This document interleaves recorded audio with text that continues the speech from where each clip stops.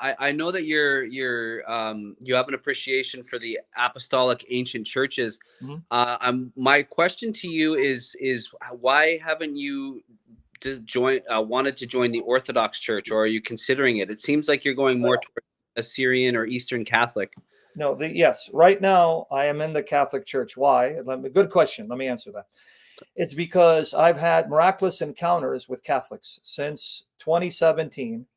All my encounters has been with Catholics, God using Catholics to intervene for me.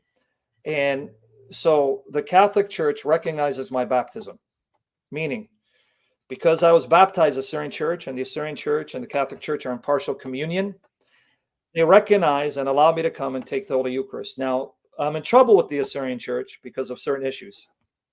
So because Theodore Mopsustia and something happened. Anyway, so I try not to disrespect any of the churches. If a church does not recognize me or accept my baptism, I don't go there and take the Eucharist and disrespect them. So I know the Orthodox do not recognize the Assyrian Church. That means they won't allow me to take the Eucharist. Not if they let me take the Eucharist, I'd go there. I'd take the Eucharist. So one thing is, I'm in the Catholic Church because I do believe it is the church established by Christ. And when I say that, I'm talking about not only Catholic, Orthodox. I believe they were one. They split. Therefore, until I can get resolved fully the filioque and the papacy, I'm in the Catholic Church. But if I become convinced, let's say, historically, the papacy is not what it claims to be, that the Pope, being the successor to Peter, he's the head of all the bishops, or the filioque is wrongly understood in the Catholic Church, then I'll have no choice but to go to the Orthodox Church. So, but until I get that resolved, I'm not rushing. And not to belabor the point, I know you want to ask me a question. I've seen too many people jump the gun. For example, you have people who become Orthodox, then they become Catholic. And they leave the Catholic Church, they become Orthodox. Then they go back to the Catholic Church, and it becomes a joke and embarrassment.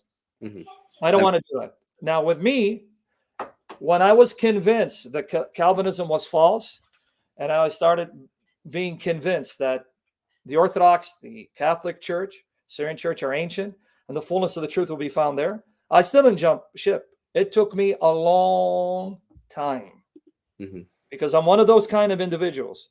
I have to be fully persuaded in my heart that I've done my best to try to refute all the objections. And once I see the objections cannot be refuted, then I give up.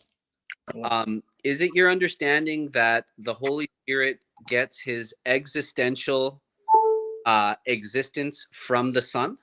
I don't know what to say about that. That's why I say I don't know, because at one time I thought, because I don't know these issues, at one time I thought that the Orthodox would not say that the Spirit proceeds from the Father and the Son. I thought the Father alone. Turns out, no. In the debate between David Erhan and I forget his name. Anyway, it's on my channel. I found out it's more technical, more complex than that. That no, the Orthodox will say the Spirit proceeds from the Father and the Son, but the issue is it substantially or hypostatically? Yes. Yeah, exactly. Great. Like we would say, well, I'm hoping, I hope I'm correct on this. I believe we would say is that what makes the Father is that he is the sole causation of both, but he does everything through the Son and in the Spirit. He created the world, through the Son, in the Spirit. And I think we would hold to that. We would never ever say that the Son was begotten of the Spirit, right? We would say that the Son is eternally begotten from the Father, and in space and time, the Spirit proceeds through the Son, but from the Father.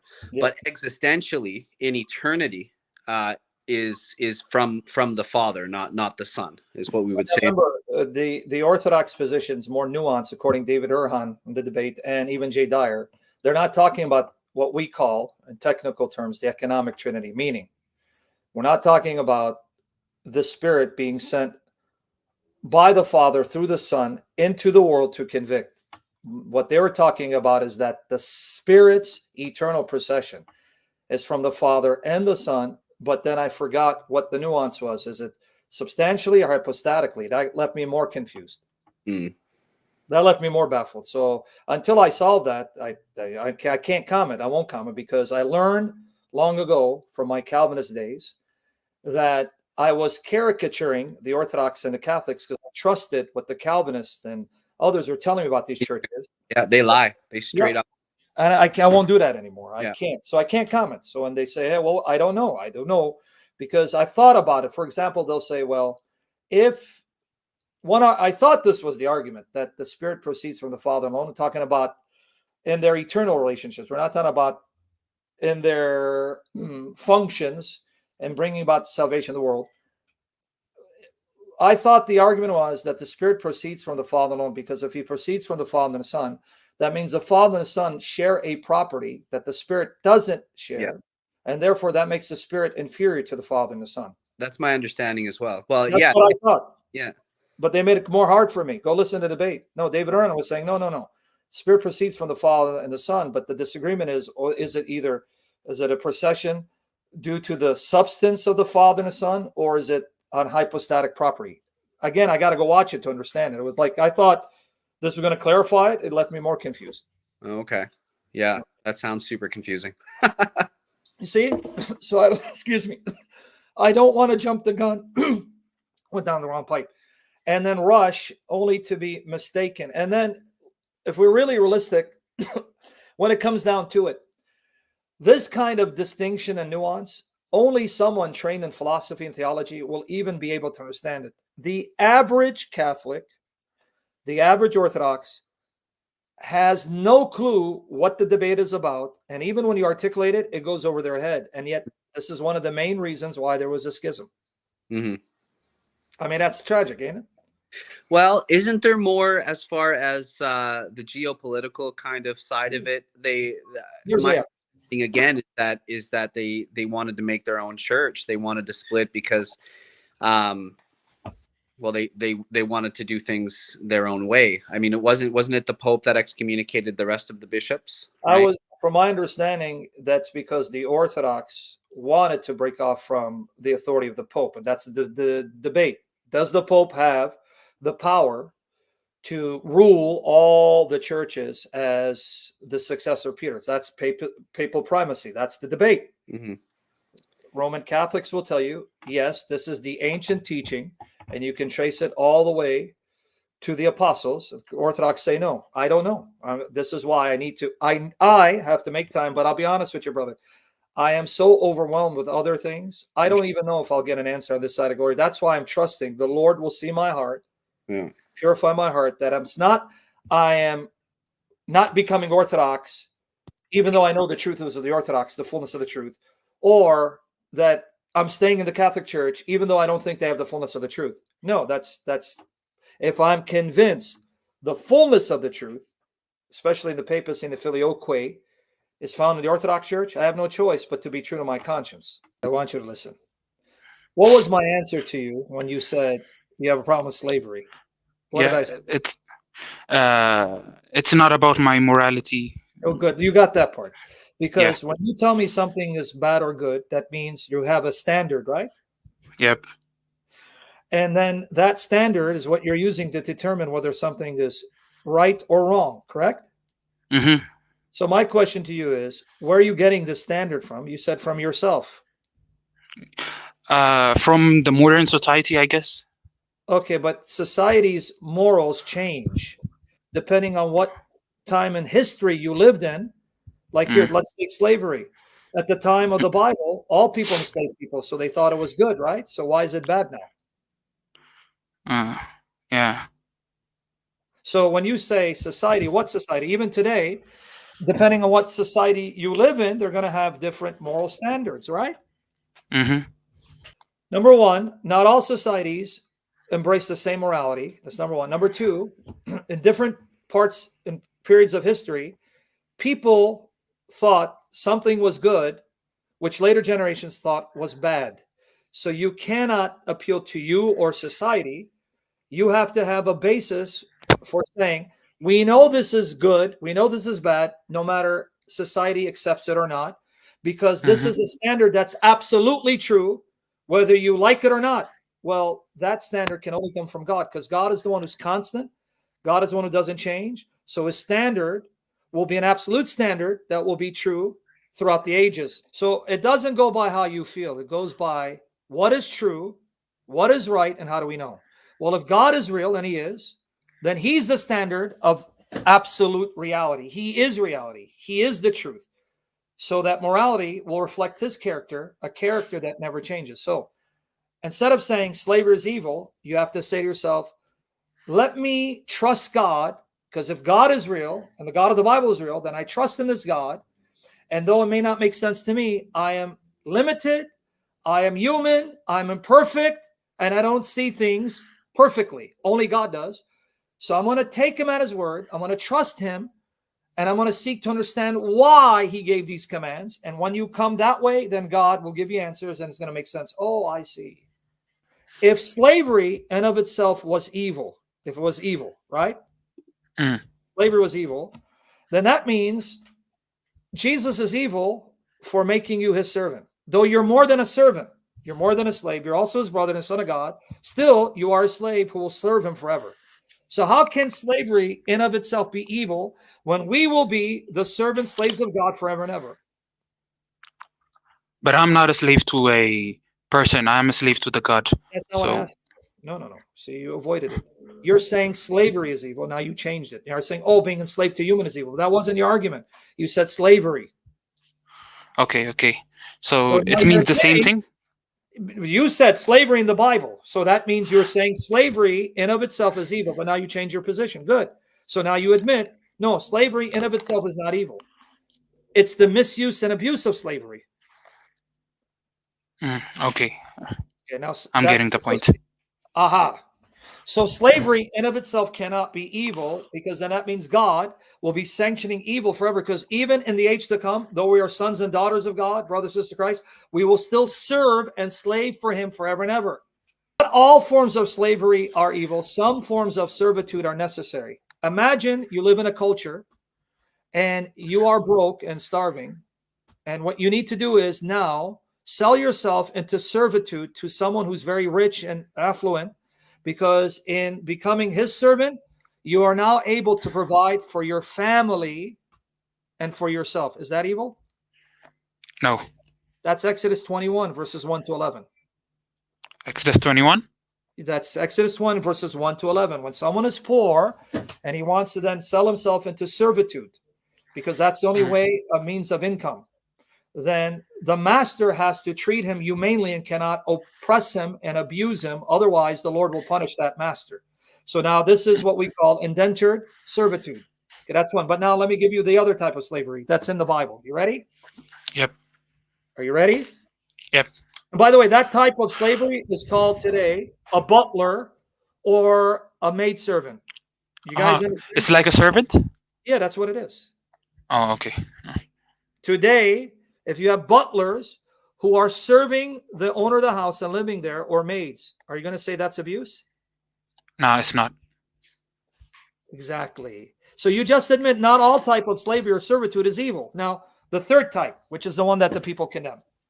In the Bible, you'll find passages like Leviticus 25, others, where God says, you can take slaves from the nations and perpetually enslave them. So, oh, that's bad. No. Now I'm going to tell you the wisdom of God. You want to hear God's wisdom in this? Sure. You sure? Now, when I give you God's wisdom, you're going to say, wow, I was wrong for thinking I knew what I knew, right? Yeah. Who is God allowing the Israelites to enslave perpetually? Meaning they're your property. That's it. Let me show you. Okay, so put things in perspective. Guys, I need you to listen, because Julian thinks he knows, because he's parroting the arguments of Leon Craig and others. Go a little deeper, dude. Now, here are what these nations were guilty of. Are you ready? I'm going to show you a list. Are you ready? Leviticus 18. And don't breathe in the mic. Yeah, Away from the mic, okay? You ready? Yep. Leviticus chapter 18. Guys, learn this. Learn this. Learn. You need to learn. All right. Then Yahweh spoke, Leviticus 18, to Moses, saying, speak to the sons of Israel and say to them, I am Yahweh your God. You shall not do according to what was done in Egypt, land of Egypt. See, the Egyptians did this, and the Canaanites were doing this. And archaeology has confirmed these are things the pagan nations would do. You shall not do according to what is done in the land of Egypt, where you lived, nor are you to do according to what is done in the land of Canaan, where I'm bringing you. You shall not walk in their statutes. So the Canaanites and Egyptians, this is what they did in common. Look at what they did. And God is saying, you better not do what they do. You are to do my judgments and keep my statutes, to walk in them. I am Yahweh, your God. So you shall keep my statutes and my judgments, which if a man does them, he shall live by them. I am Yahweh. Now watch, look what the Canaanites, Egyptians did. Guys, listen to the wisdom of God and why this form of slavery was something necessary and good. If you take a step of faith and trust God, he knows better than us. Not the atheists who don't have a set moral system. It's situational ethics, and they're inconsistent. But anyway, none of you shall approach any blood relative of his to uncover his nakedness. I am Yahweh. Now watch. You shall not uncover the nakedness of your father. That is the nakedness of your mother. She is your mother. You are not to uncover her nakedness. You know what that means? Yeah, incest. Yeah. Yes. So the Egyptians and the Canaanites committed incest. And you shall not give any of your seed to pass them over to Molech, nor shall you profane the name of your God. I'm Yahweh. You know what that means? Child sacrifice. You got it. You better. So that means the Egyptians were doing it and the Canaanites were doing it, right? Yep. Yeah. And you shall not lie with a male as one lies with a female. It is an abomination. No, you shall not lie with an animal to be defiled with it, nor shall any woman stand before an animal to mate with it. Bestiality, huh? Bestiality. Yeah. Okay, now watch what God says. So do not defile yourselves by any of these things, for by all these the nations which I'm casting you out. Notice, the nations which I'm casting out before you have become, these are what they're doing. And he's putting up with it. Now watch the wisdom of God. Do not do what they're doing, because these people are doing it in the land I'm giving you. So the land has become defiled, and I brought its punishment upon it. And the land has vomited its inhabitants. But as for you, you shall keep my statutes and my judgments, and shall not do any of these abominations. Neither the native, meaning one who is born an Israelite, nor the sojourner, meaning a non-Israelite. Notice here, a non-Israelite, let's say someone who's ethnically Egyptian or Ethiopian, but he wants to worship the God of Israel and live among you. Then he's going to be treated as an equal, and he's going to have the same commands, right? Yep. That's going to be important later. Neither the native nor the sojourners who sojourns among you, for the men of the land who have been before you have done all these abominations, and the land has become defiled, so that the land will not vomit you out. He's saying, if you do what they're doing, the land will be so disgusted, it will want to throw you out. And I'm going to remove you. Like, see how fair God is? He's going to do to the Israelites what he did to these nations, right? Yep. So he's same standard. He doesn't, okay, you're Jews, it's okay. Forever does any of these abominations, those persons who do so shall be cut off from among their people. Thus you are to keep my charge, so that you do not do any of the abominable statutes which have been done before you, so as not to defile yourselves with them. I am Yahweh your God. Now, let's see God's wisdom. Let's see if you're listening. I know you're listening. Everyone else, let's see if you're listening. The nations did all these abominations. So what did God say? If you go to war with them and you enslave them, they're yours perpetually, because that's their punishment for their evil. That's number one. That's their punishment. Do they deserve mercy? He can either wipe them out or enslave them to a morally righteous people, so that by enslaving them, they are prevented from doing these actions. Number one, that's their punishment. Number two, this becomes what we call a moral deterrent, meaning when the Israelites enslave them, they won't be able to do these abominations anymore. Yeah. So you stop murdering unborn children. You stop defiling animals. You stop committing incest. You stop murdering, offering children to fake gods. You're going to now finally purify the land of such filth, because you're going to constrain them from spreading such filth. So it becomes a moral deterrent, right? Yep. Yeah. Okay. Now I'm going to give you the wisdom. Now, guess what? God says, if any of these nations, any of these Gentiles, repent and turn back and want to worship God and follow God, guess what? They can't be your perpetual servants. They have to be set free, and they have to be treated as Israelites. Here, let me show you. Ready? Yep. So are you seeing the wisdom of God? Yeah, This? yeah. Okay, now I'm going to break down the wisdom. So when people are, oh, it's evil. Oh, yeah, okay, yeah, whatever. So it's evil to stop people from murdering children. It's evil to stop people from sleeping with animals. It's evil to stop parents from sleeping their children, or brother, sister committing incest and all that. That's evil. To stop that. Okay, yeah. All right, here is now, what if they repent? What if they fear God? Well, Jeremy Wong, that clip, I already did this. What if they now realize this is sin and they don't want to do these sins and they want to worship God and follow his commands? Now look what God says right here. Right here. Leviticus 19, 33, 34. Let me use NIV because it translates it a little more easier to understand. So here you go. New International Version. Here you go. When a foreigner resides among you, meaning he's not an Israelite ethnically, right? Do not mistreat them.